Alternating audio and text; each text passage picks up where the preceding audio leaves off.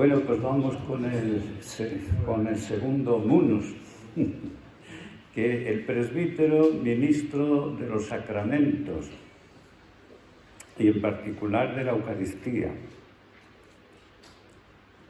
No conviene olvidar que los sacramentos de la Iglesia presuponen la fe, una fe proveniente de la escucha de la palabra de Dios, y que no la podemos dar por adquirida necesariamente. Quizá en la cristiandad se olvidaba esto un poquito, pero ahora, ¿verdad?, en este momento lo tenemos que tener presente.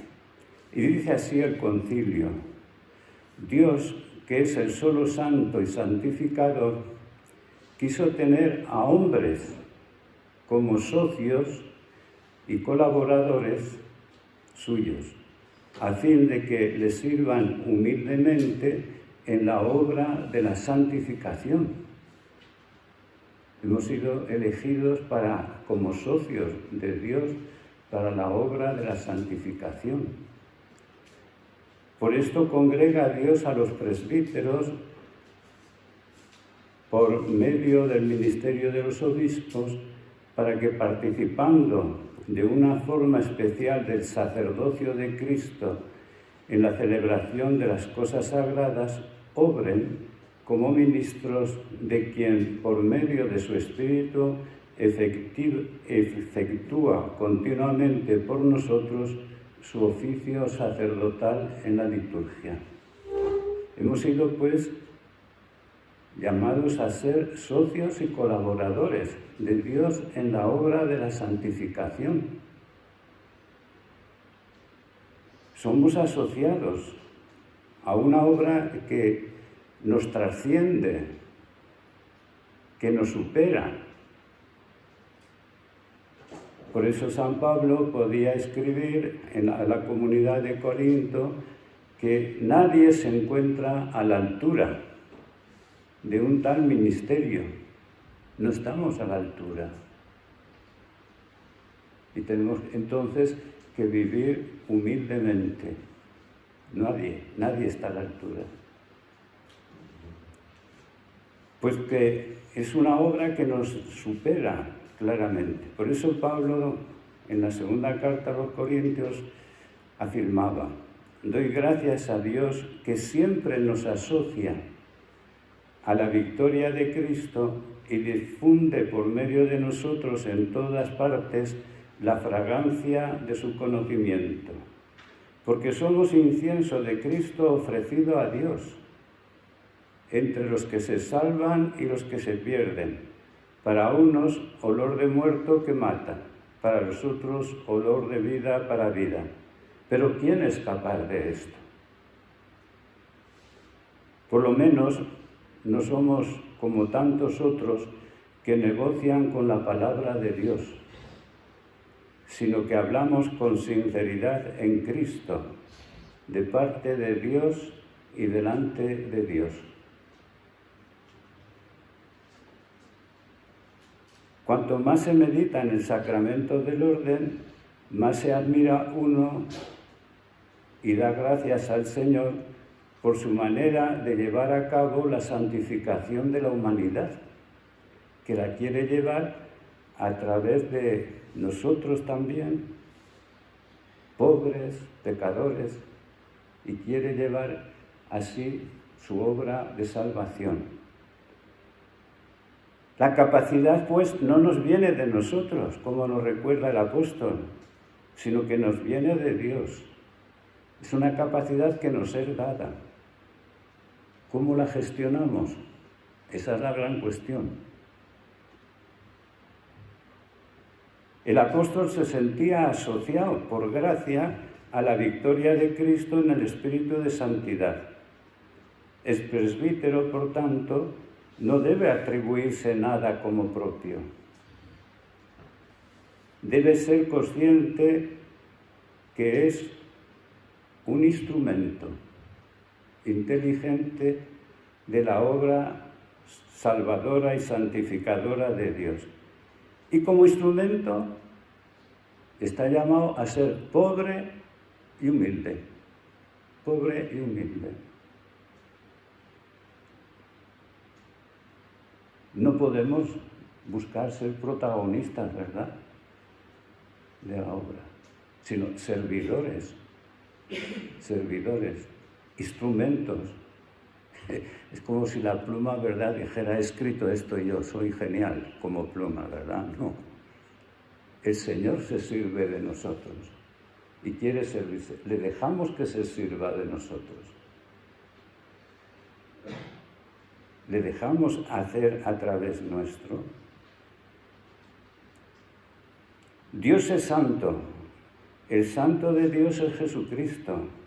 El Espíritu Santo es el que nos hace partícipes de la santidad de Dios y nos hace instrumentos suyos. El ministro ordenado, por tanto, no puede apropiarse nada. Que sea obispo, que sea presbítero, no nos podemos apropiar de nada. Yo estoy hablando a presbíteros, ¿verdad? Si hablara a obispos les diría lo mismo. No se pueden apropiar. Son instrumentos, somos instrumentos todos al servicio de la obra de Dios. De la obra de Dios. Dios es el único santo y el que santifica, pero quiere hacerlo a través de instrumentos pobres y humildes. La espiritualidad entonces brota del ministerio mismo.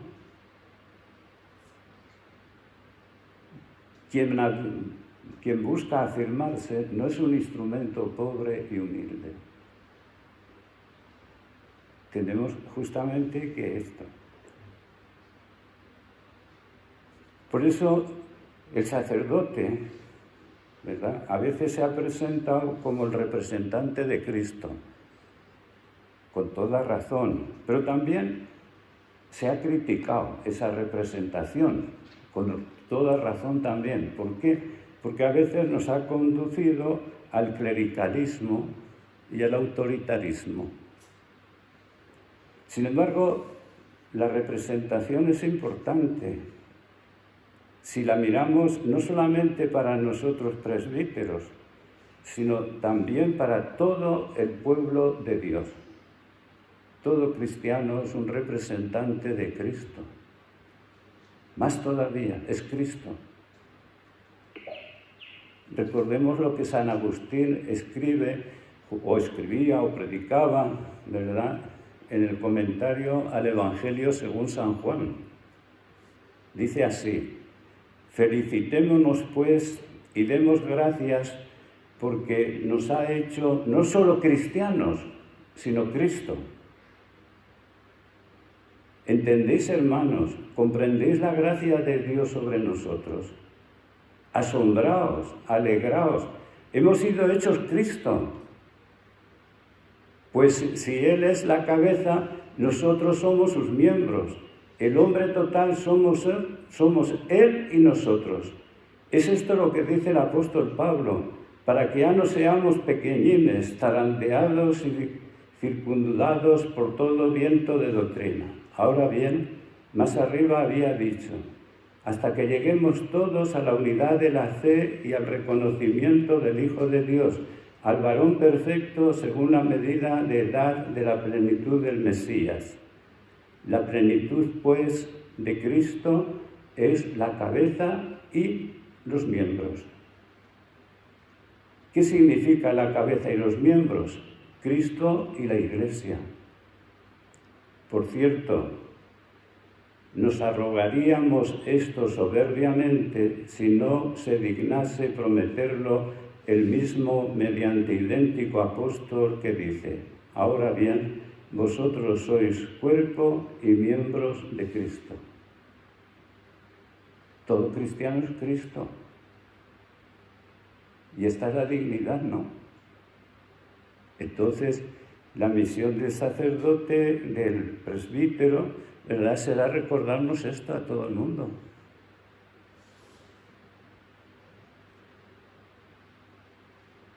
La unción del Espíritu en el sacramento del orden es para que representemos a Cristo cabeza, pero no para aprovecharnos y mandar. No es para eso, sino para servir. Como Cristo no vino más que a ser siervo y servidor. Por el sacramento del orden, pues, y no por méritos propios, participamos de forma especial del sacerdocio de Cristo. Pero es una participación. Los cristianos también participan del sacerdocio de Cristo, que es el que preside en realidad la acción litúrgica del pueblo de Dios. No estamos ante el sacerdocio del Antiguo Testamento de las religiones, aunque tenemos siempre la tentación de volver a él, ¿verdad? Es Cristo quien bautiza. Es Cristo el que sigue dándose en el pan y en el vino. Él sigue diciendo, por el que preside la acción litúrgica, tomad y comed, tomad y bebed. Él sigue diciéndolo.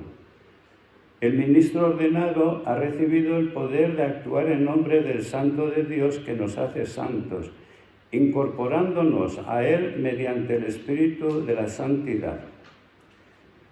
Por tanto, y es importante, el presbítero no es un simple funcionario de unos ritos, sino signo e instrumento de la acción santificadora del único santo que es Jesucristo. Signo e instrumento. El presbítero ha sido capacitado sacramentalmente, esto es, por gracia, para visibilizar en la fe la presencia y acción de Dios santo y santificador, como enseña el concilio. Hoy, como siempre, es necesario recuperar, a mi entender, el verdadero dinamismo sacramental de la Iglesia y, por lo tanto, del sacerdote. Pues de otra forma se corre el riesgo de caer en la dinámica mundana del funcionario religioso. Es preciso, a mi entender, que nos permanezcamos todos vigilantes, porque todos tenemos la tentación de ser los protagonistas. Para hacer presente a Cristo en la asamblea de los fieles es necesario vivir en comunión en la Iglesia. Presbyterorum Ordinis, en el número 5, dice también: por el bautismo introducen a los hombres en el pueblo de Dios. Introducimos a los hombres en el pueblo. Por el sacramento de la penitencia reconcilian a los pecadores con Dios y con la Iglesia. Con la unción alivian a los enfermos. Con la celebración, sobre todo de la misa, ofrecen sacramentalmente el sacrificio de Cristo. En la administración de todos los sacramentos, como atestigua San Ignacio Mártir ya en los primeros tiempos de la Iglesia, los presbíteros se unen jerárquicamente con el obispo y así lo hacen presente en cierto modo en cada una de las asambleas de los fieles. Y en la Constitución sobre la liturgia se nos recuerda esto importante también, en el número 7. Para realizar una obra tan grande, Cristo está siempre presente en la Iglesia. Es Cristo quien está presente. Sobre todo en la acción litúrgica. Está presente en el sacrificio de la misa, sea en la persona del ministro, ofreciéndose ahora por ministerio de los sacerdotes el mismo que entonces ofreció en la cruz, sea sobre todo bajo las especies eucarísticas. Está presente con su fuerza en los sacramentos, etc. No vamos a esto, ¿verdad? Pero Cristo está presente.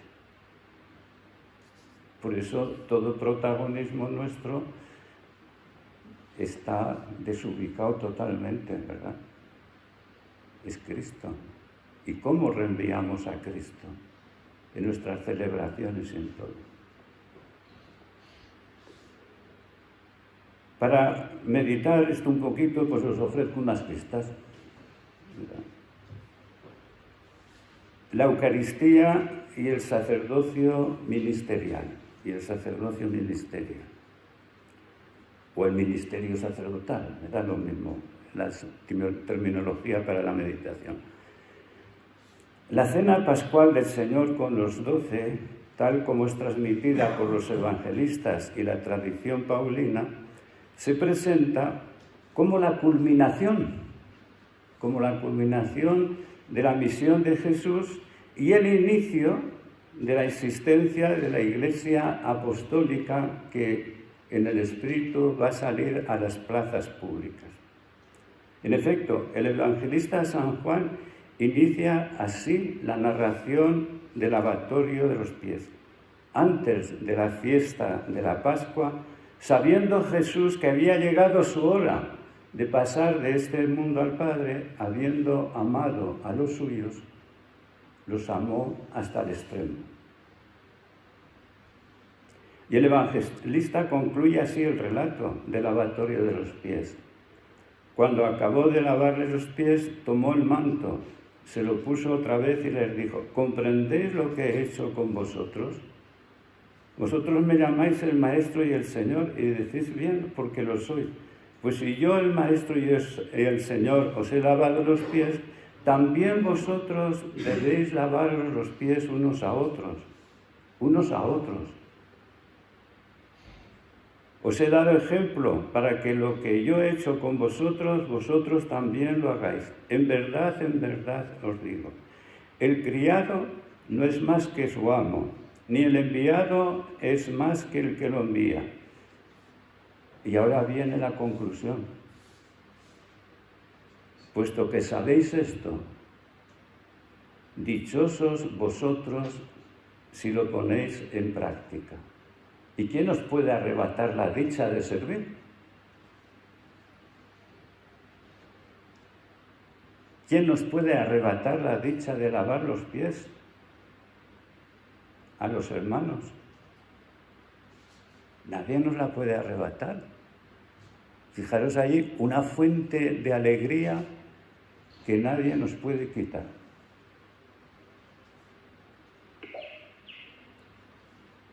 Los evangelistas sinópticos ven la celebración de la cena pascual desde otra perspectiva, pero siempre como el culmen de la misión de Jesús. Es el culmen. Basta leer San Lucas. Y cuando llegó la hora, se sentó a la mesa y los apóstoles con él y les dijo: ardientemente he deseado comer esta Pascua con vosotros antes de padecer, porque os digo que ya no la volveré a comer hasta que se cumpla en el reino de Dios. Y tomando un cáliz, etc., todos conocemos el relato, ¿verdad? Ardientemente he deseado comer esta Pascua antes de sufrir, porque toda la vida de Jesús se encaminaba justamente a dar la vida a través de su muerte.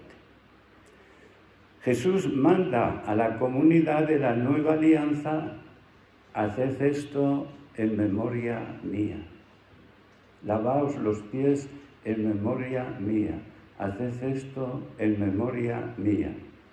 La Iglesia Apostólica, por tanto, está llamada a vivir y celebrar la cena pascual en memoria del Señor, que se ofrece al Padre por la humanidad, y nos dice la carta a los hebreos, sostenido por el Espíritu.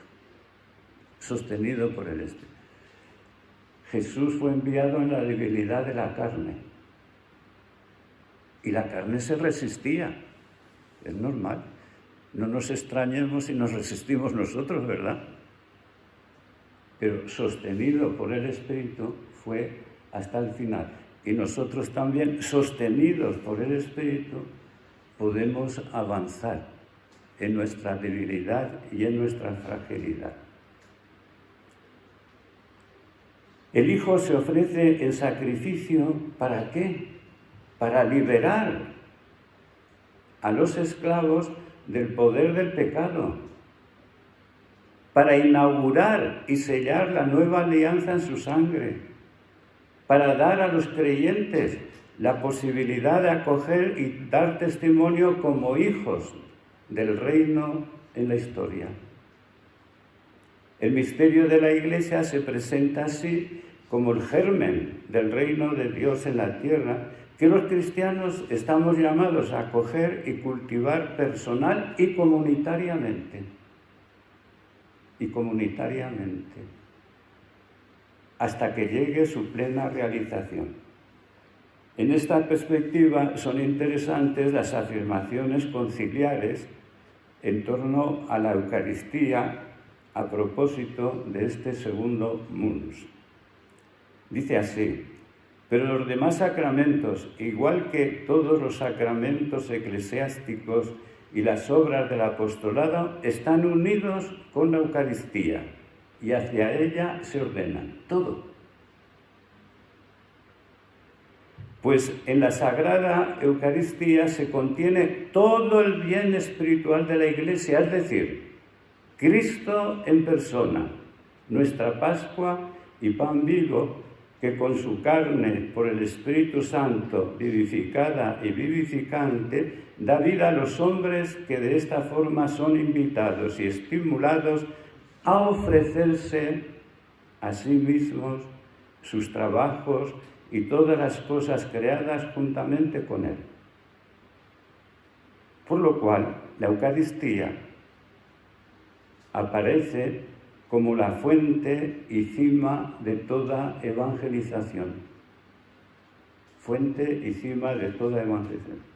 Los catecúmenos, al introducirse poco a poco en la participación de la Eucaristía, y los fieles ya marcados por el sagrado bautismo y confirmación, por medio de la recepción de la Eucaristía, se injertan plenamente en el cuerpo de Cristo. Por eso la Eucaristía nos recuerda algo muy importante, que nuestra vida tiene su origen y dinamismo en el encuentro personal con Cristo, no en una devoción, sino en el encuentro personal con Cristo. En ese injertarnos justamente en Cristo. Y bien sabemos, ¿verdad?, todos los que estamos en las parroquias, pues es día de precepto, ¿verdad? Hombre, el encuentro con Cristo no es una cuestión eso, el banquete del reino, ¿verdad? Y los curas decimos, bueno, el día de la Asunción, día de preceptos, para que lo sepan bien, para que la gente, ¿verdad? Yo creo que ahí andamos un poco escasos de una comprensión del misterio. Y porque la Eucaristía, pues, es nuestra incorporación a Cristo resucitado, ella se presenta como fuente y cima de toda la existencia eclesial y de toda evangelización.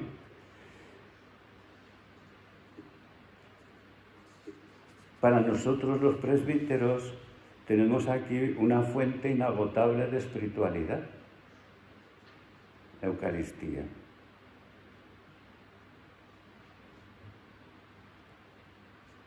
Por eso el concilio nos recuerda esto. En realidad Cristo, para cumplir indefectiblemente la misma voluntad del Padre en el mundo por medio de la Iglesia, obra por sus ministros y por ello continúa siendo siempre principio y fuente de la unidad de su vida. Por consiguiente, los presbíteros conseguirán la unidad de su vida no a través de la acción, no de la agenda, no dice eso el concilio. Por consiguiente, los presbíteros conseguirán la unidad de su vida uniéndose a Cristo en el conocimiento de la voluntad del Padre y en la entrega de sí mismos por el rebaño que se les ha confiado. Claro, la entrega va más allá todavía de la acción, porque es un darse.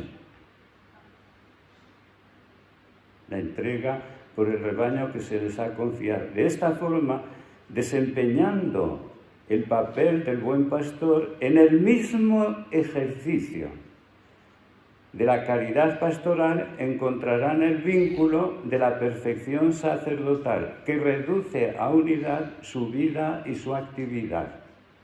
Esta caridad pastoral fluye sobre todo del sacrificio eucarístico, que se manifiesta por ello como centro y raíz de toda la vida del presbítero, de suerte que lo que se efectúa en el altar lo procure reproducir en sí el alma del sacerdote. Esto no puede conseguirse si los mismos sacerdotes no penetran cada vez más íntimamente por la oración en el misterio de Cristo. Hay que adentrarnos en el misterio de Cristo para comprender. En el amor del Padre y por amor a los hombres, Jesús recorrió la senda del pesebre y de la Pascua para darse a todos los que creyeran en Él como pan de vida y bebida de salvación. Las tres etapas del pesebre, la cruz y la Eucaristía, son las propias de una espiritualidad eucarística, de la caridad.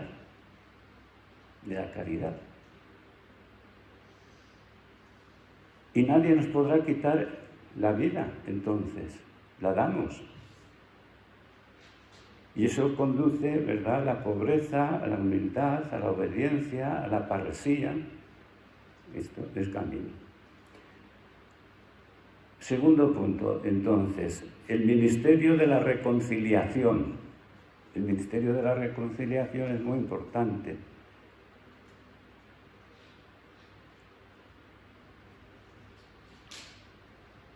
Parto y comento un poco la siguiente afirmación conciliar. Es pues la celebración eucarística el centro de la congregación de los fieles que preside el presbítero. Enseñan los presbíteros a los fieles a ofrecerse al Padre en el sacrificio de la misa, la víctima divina, y a ofrendar la propia vida juntamente con ella. Les instruyen en el ejemplo de Cristo Pastor para que sometan sus pecados con corazón contrito a la Iglesia en el sacramento de la penitencia, de forma que se conviertan cada día más hacia el Señor, no hacia ellos mismos, porque yo lo que veo justamente es que la gente se cierra sobre él mismo, en lugar de abrirse al Señor. Se conviertan cada día más hacia el Señor, acordándose de sus palabras, arrepentidos porque se acerca el reino de los cielos. Pues bien, todos los días en la Eucaristía comenzamos con el rito de la penitencia. Todos los días. A no ser que sea una rutina, ¿verdad? Pero sí es, porque la Eucaristía perdona también los pecados. El Concilio de Trento nos lo recordó. Dice así el Concilio de Trento: el sacrificio de la misa es propiciatorio, no solo por los vivos, sino también por los difuntos. Y por cuanto en este divino sacrificio se hace en la misa, se contiene y sacrifica incruentamente aquel mismo Cristo que se ofreció por una vez cruentamente en el ara de la cruz, enseña el Santo Concilio que este sacrificio es con toda verdad propiciatorio y que se logra por él si nos acercamos al Señor contritos y penitentes, con sincero corazón y recta fe, con temor y reverencia misericordiosa, que hallaremos su gracia por medio de sus oportunos auxilios. En efecto, aplacado el Señor con esta oblación y concediendo la gracia y don de la penitencia, perdona los delitos y pecados por grandes y graves que sean. Eso es lo que dice el Concilio de Trento y sigo un poquito más, pero no es necesario que yo llegue hasta el final.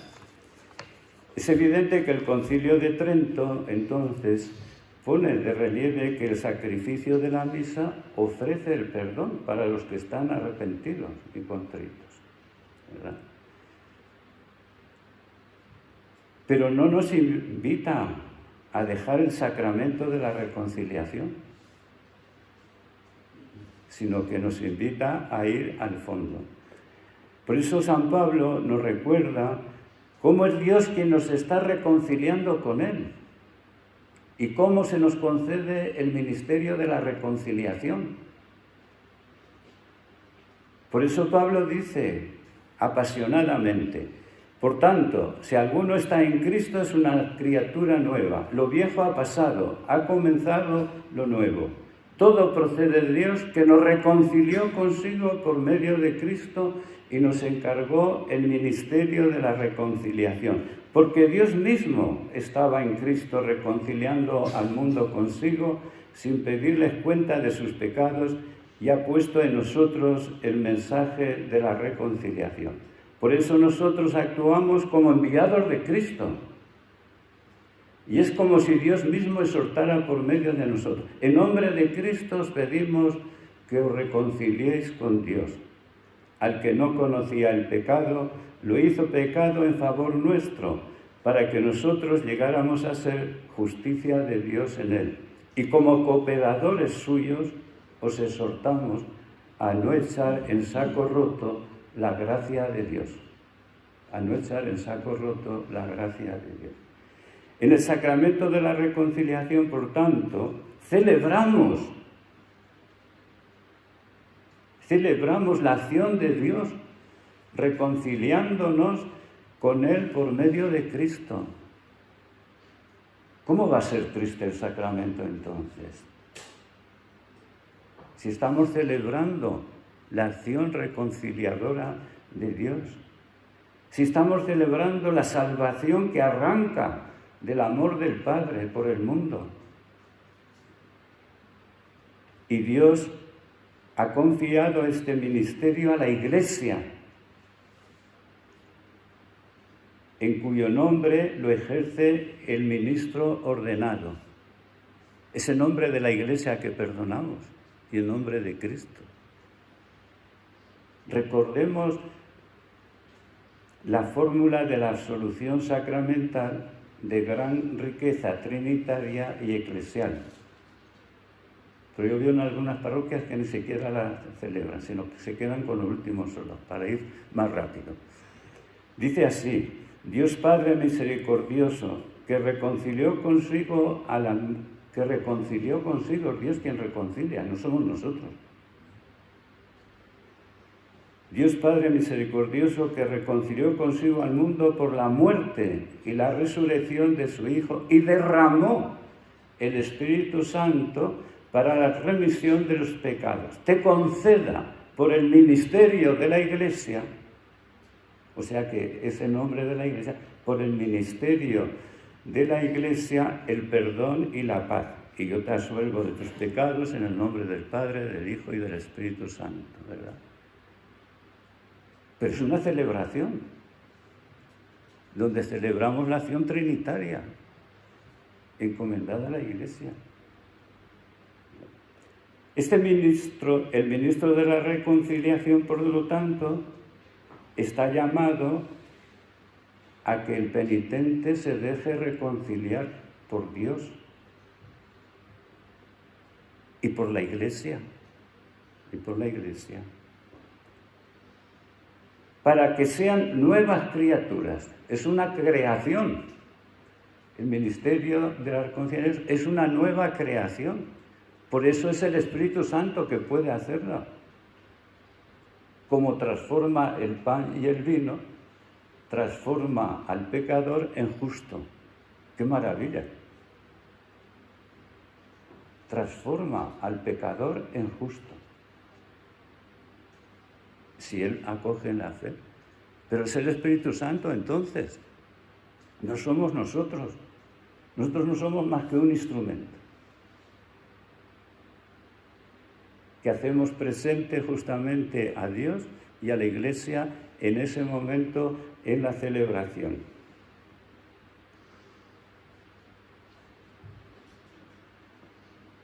Al contemplar, pues, cómo este misterio, necesitamos decirnos si formamos bien para el sacramento de la reconciliación. Damos, ¿verdad? Formamos para el sacramento. Ayudamos a que sea una celebración. Yo no entro en las formas, ¿verdad? Entro un poco en el contenido. Tercer punto para la meditación, el ministerio de la oración. El ministerio de la oración. Qué importante el ministerio de la oración. En el seminario mis formadores me insistieron, por activa y por pasiva, que debía orar mucho para ser buen sacerdote. Eso me insistieron. Y tenían toda la razón del mundo. Pero luego, andando el tiempo, entendí que era necesario encontrar una motivación más profunda. No solamente ser buen sacerdote. La oración es una dimensión constitutiva del ministerio apostólico. Una dimensión constitutiva. No es para oración para, sino que es ministerio. Una dimensión constitutiva de la misma evangelización, tras las huellas de Jesús, el primero de los evangelizadores. A Jesús debemos avanzar en oración constante. En la oración busca sin cesar la voluntad del Padre, y esto lo hace tanto en el silencio de la noche como en medio de los acontecimientos. En medio de los acontecimientos Jesús ora. Sus labios de discípulo se forjan en la escucha y en el Padre que lo sostiene. Sus labios de discípulo. Jesús no enseña doctrina, enseña al Padre. Y lleva al Padre. Nosotros no tenemos que enseñar doctrina, sino llevar a Jesucristo. Es diferente. Levanta los ojos al Padre y lo bendice antes de dar de comer a las muchedumbres. Contempla el obrar del Padre y nada puede hacer sino lo que ve hacer al Padre. Su acción nace de la contemplación. Intercede por los suyos y los confía al cuidado del Padre, pues sabe que nadie puede arrebatarlos de su mano. Funda su esperanza. Educa a sus discípulos para la oración y les da a conocer la oración, y esto es muy importante, que los distingue de cualquier otra religión en el mundo.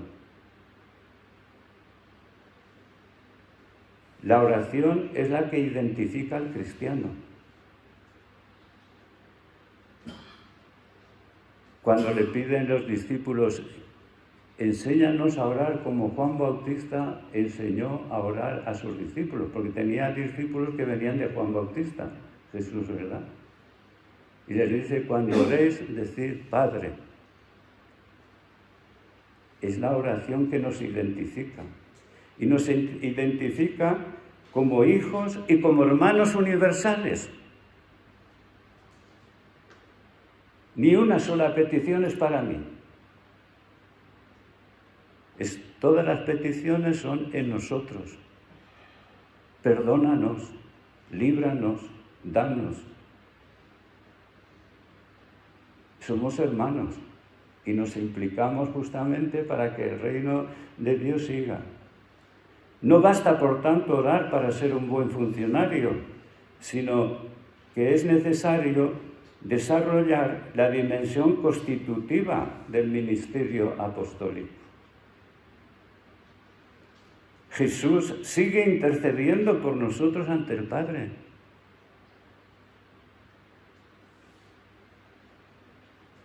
Instituyó 12 para que estuvieran con Él y para enviarlos, para que estuvieran con Él. Y eso tendrá que permanecer.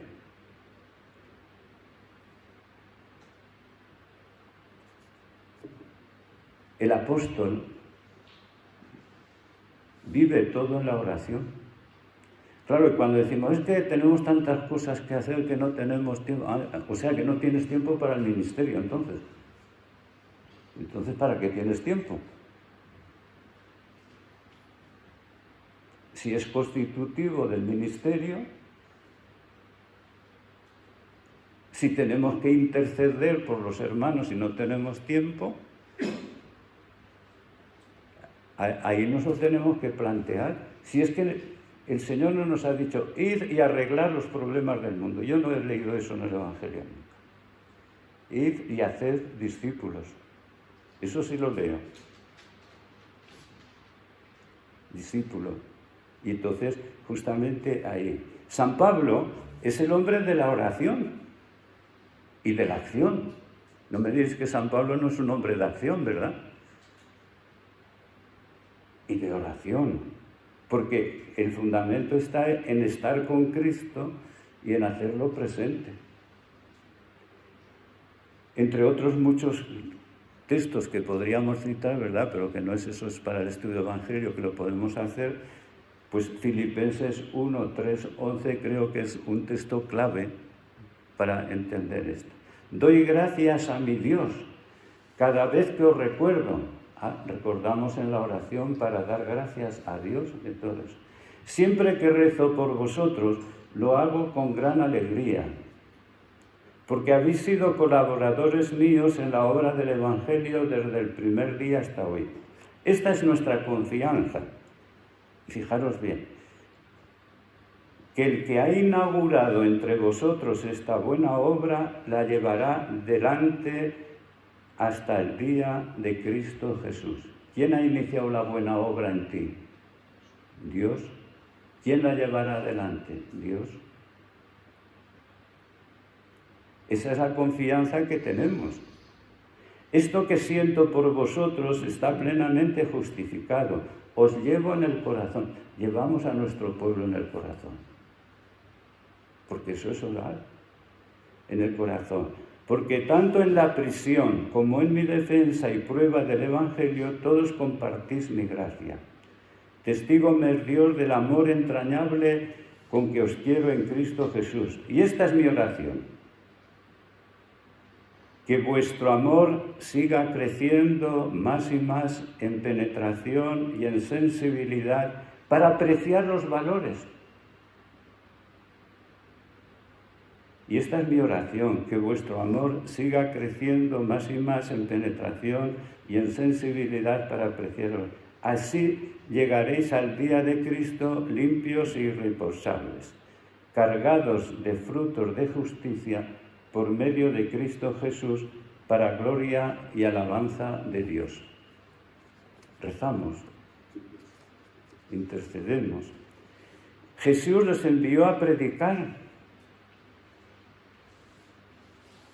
pero estando enraizados en Él. El discurso testamento de despedida del cenáculo se cierra de forma significativa con estas palabras de Jesús.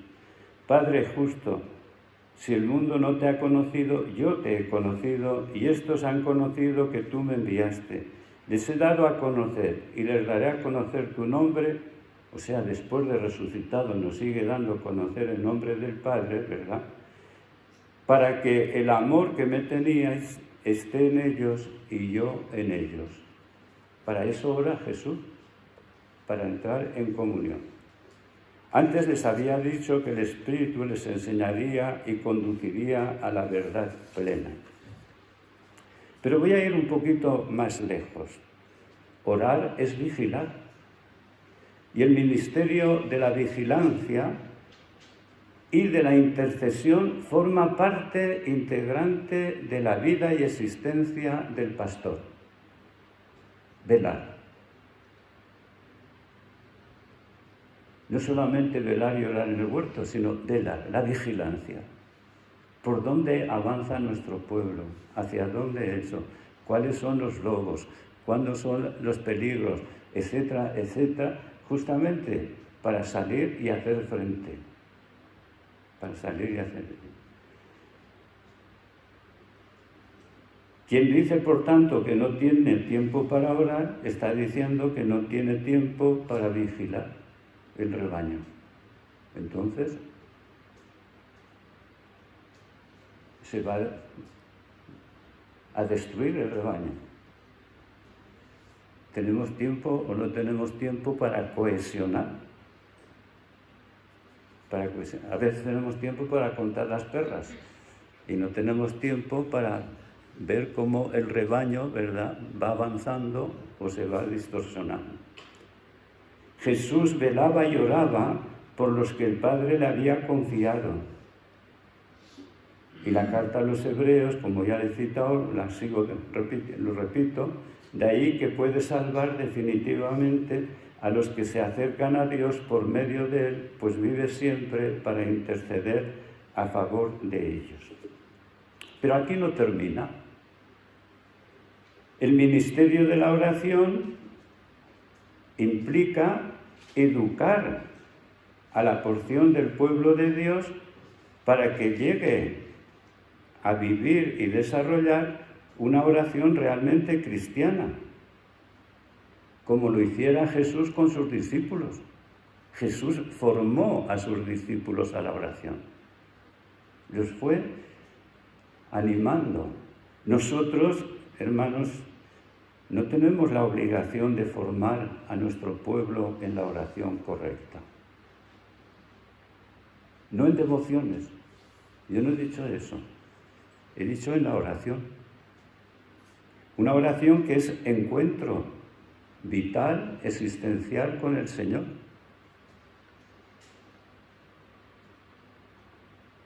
Con el Señor. ¿Verdad? Porque a veces podemos tener muchas oraciones, pero paganas, o muchas oraciones judías, ¿verdad? Si leemos el capítulo 5 y 6 de San Mateo, se nos recordará: si no tenéis una justicia mayor que la de los judíos, si no tenéis la oración, ¿verdad?, tenemos que evangelizarla. Y si no tenemos tiempo para eso, entonces ¿para qué tenemos tiempo? Para formar, para educar, encontrar personas, no estigmatizar, no juzgar, no, educar no es juzgar. Educar es llevar a plenitud. A veces echamos sermones en contra, yo el primero, ¿verdad? Pero no educamos. Educar es formar para que vayan hacia adelante. Cuando no se enseña a orar, como Jesús enseñó, corremos el riesgo de perder nuestra identidad cristiana, de desfigurar con frecuencia el verdadero sentido de la oración. Y esto forma parte del hecho de que hemos sido asociados a la obra santificadora del Señor. El Concilio Vaticano II recordaba a los presbíteros el ejercicio de este ministerio de la oración, sobre todo en la perspectiva de la oración litúrgica.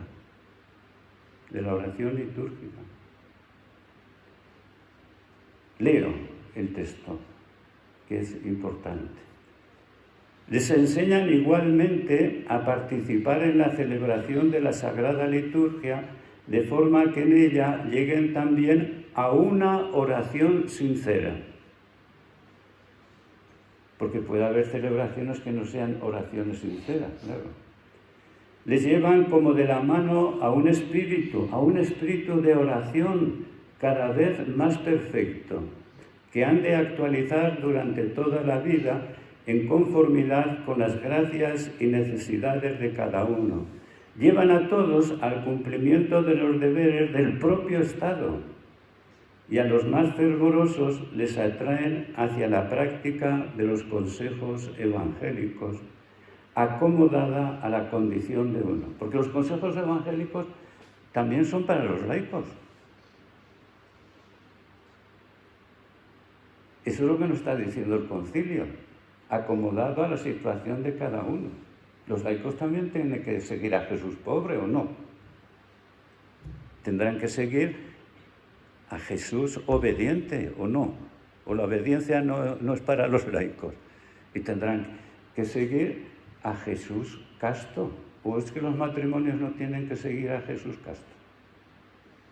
¿O los jóvenes no tienen que seguir a Jesús casto? Claro, a cada uno según su estado, según su situación, ¿verdad? Pero tendremos que educar a todos. Bueno, unos nos escucharán, otros no, y como todos somos débiles, todos caeremos y nos tendremos que levantar. Eso es otra cuestión, ¿verdad? Yo no hablo de los delitos, sino que hablo de la perspectiva de pecado. Bueno, y sigue el concilio. Enseñan, por tanto, los presbíteros a los fieles a cantar al Señor en sus corazones himnos y cánticos espirituales, dando siempre gracias por todo a Dios Padre en el nombre de nuestro Señor Jesucristo. Los loores y acciones de gracias que elevan en la celebración de la Eucaristía los presbíteros las continúan por las diversas horas del día en el rezo del oficio divino, con que en nombre de la Iglesia, porque siempre decimos, yo el breviario, no, en nombre de la Iglesia. Hermanos, que rezamos en nombre de la Iglesia, no en el mío propio. En el nombre de la Iglesia piden a Dios por todo el pueblo, a ellos confiados, o mejor decir, por todo el mundo. No rezamos para mí, sino para la Iglesia y para el mundo. Es que me gusta más esto, Bueno, pero entonces estamos en otro nivel. Y continúa el concilio. La casa de oración en que se celebra y se guarda la Sagrada Eucaristía y se reúnen los fieles, y en la que se adora para auxilio y solaz de los fieles. Vean que siempre es para el pueblo. La presencia del Hijo de Dios, nuestro Salvador, ofrecido por nosotros en el ara sacrificial, debe estar limpia y dispuesta para la oración y para las funciones sagradas. En ella son invitados los pastores y los fieles a responder con gratitud a la dádiva de quien por su humanidad infunde continuamente la vida divina en los miembros de su cuerpo. Procuren los presbíteros cultivar convenientemente la ciencia y sobre todo las prácticas litúrgicas, a fin de que por su ministerio litúrgico las comunidades cristianas que se les han encomendado alaben cada día con más perfección a Dios Padre, Hijo y Espíritu Santo. Por tanto, llamado a presidir la acción litúrgica, cumbre de la verdadera oración según el Evangelio, el presbítero tiene la misión de formar la comunidad eucarística, de educarla, de ayudarla justamente a orar. Porque la liturgia es una oración comunitaria de la asamblea y no puede quedar reducida a una simple devoción personal. No, estamos en otra cosa. Una liturgia bien celebrada nos tiene que llevar a unas cuantas conclusiones, brevemente. La mística de la celebración eucarística nos recuerda 4 dimensiones esenciales. La primera, el abajamiento, la kénosis. No hay Eucaristía sin encarnación. La encarnación nos lleva a bajarnos. Salimos más pobres, más humildes en nuestras celebraciones.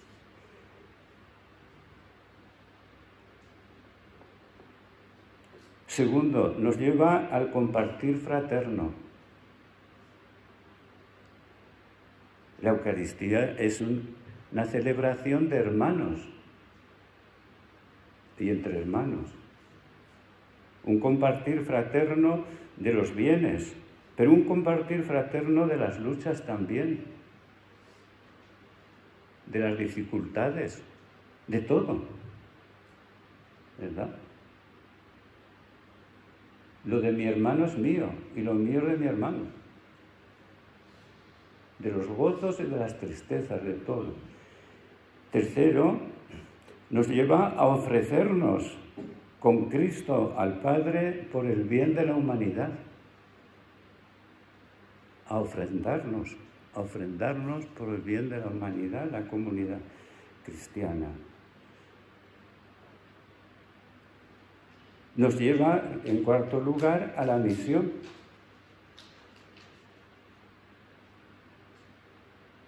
Anunciamos tu muerte, proclamamos tu resurrección. Ven, Señor Jesús. Eso es la misión, ¿no? Hasta que vengas, una comunidad eucarística que no conduce a la misión, pues algo le falta, por no decir otra cosa.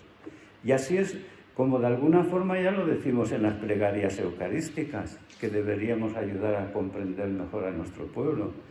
Dice así la segunda plegaria: te pedimos humildemente que el Espíritu Santo congregue en la unidad a cuantos participamos del cuerpo y la sangre de Cristo.